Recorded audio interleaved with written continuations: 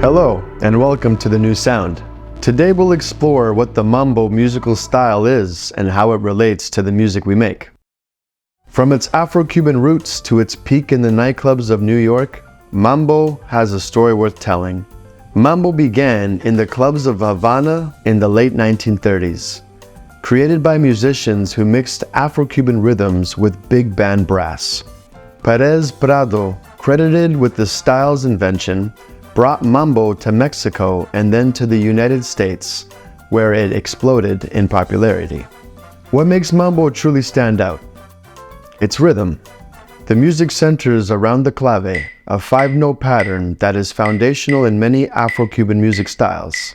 This pattern drives the music and gives it a distinctive, compelling beat that's hard to resist. The clave is not just a beat, it's the heart of mambo music. It dictates how other instruments like the congas, timbales, and brass play and interact, creating a conversation within the music itself. Instruments play a huge role in mambo. The typical mambo orchestra includes trumpets, trombones, saxophones, and a rhythm section featuring piano, bass, and a variety of percussion instruments. Conga, timbales, and the campana. This blend creates the rich, vibrant sound that mambo is known for. Here are some percussion instruments that are commonly played in the mambo style. Conga drums,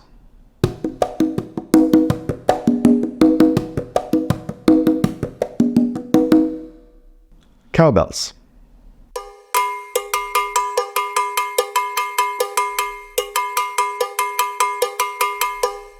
and the timbales.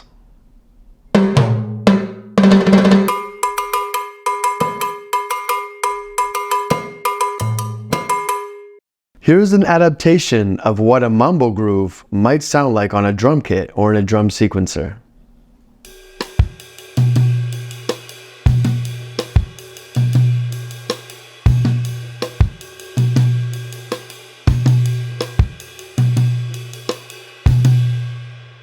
By the 1950s, mambo had swept through New York City, becoming a cultural phenomenon. Places like Palladium Ballroom became the heart of mambo, where dancers like Killer Joe, Pito, and musicians like Tito Puente became legends. Mambo's influence goes beyond music and dance. It shaped genres like salsa and Latin jazz, capturing the spirit of its era, and continues to inspire musicians and dancers around the world. Thank you for watching, and keep creating, and I'll see you in the next video.